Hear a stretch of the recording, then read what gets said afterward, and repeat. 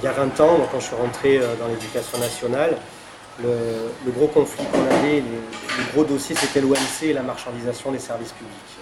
C'était sur ça qu'on nous alertait, c'était sur ça qu'on se mobilisait et qu'on essayait d'alerter nos collègues de travail, les parents, les familles, etc., sur cette mise au pas des services publics. Aujourd'hui, c'est l'Union européenne qui a pris le relais sur le principe de la libre concurrence et de ce qu'ils appellent la thérapie austéritaire pour essayer de réduire ce qu'eux appellent la dette des États. On a besoin d'avoir des services publics qui soient à l'offensive, qui soient efficaces, qui soient plus nombreux, notamment dans le Var où on a un département qui est vraiment coincé entre la métropole de Nice et la métropole de Marseille. On a une vraie fracture entre la bande littorale, le Moyen et le Haut-Var. On a besoin d'avoir un tissu de services publics beaucoup plus développé qu'il est aujourd'hui. Et aujourd'hui, si on se cale sur la voilure de l'Union européenne, on n'arrivera pas à vivre dans un département dans lequel on arriverait à combattre véritablement les inégalités sociales.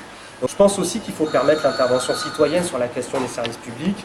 Moi, j'estime que les usagers, les salariés des services publics, ils ont leur mot à dire, et qu'il faut vraiment changer de logiciel sur la question des services publics, leur gestion, leur développement, et arrêter de se caler sur la roue de la Commission européenne. Je note d'ailleurs qu'en matière de contraintes européennes, la France, elle fait quand même un peu le tour. Je prends un exemple sur la recherche publique et privée. On a un objectif européen qui est de consacrer 3% du PIB à cette recherche-là. Là, du coup, le gouvernement français, il est un peu moins tatillon avec les critères européens puisqu'il n'en consacre que 2,25 par rapport à 3% en matière d'investissement sur la recherche, c'est énorme.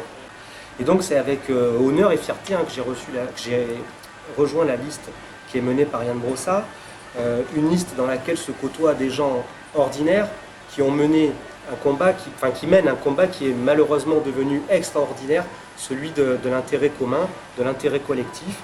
Et je pense que le mouvement syndical dans lequel je milite depuis 20 ans, le mouvement social dans son ensemble, ont besoin, et nous avons besoin d'avoir un prolongement politique, que la question des élections politiques, ce sont des moments importants dans la vie démocratique, chacun dans ses fonctions, chacun dans ses prérogatives.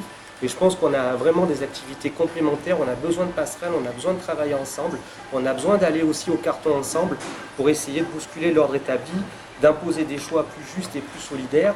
C'est le sens de ma candidature socialiste aux côtés de Sandrine. Alors on se côtoie dans les manifs, puisqu'on est tous les deux militants syndicales de longue date.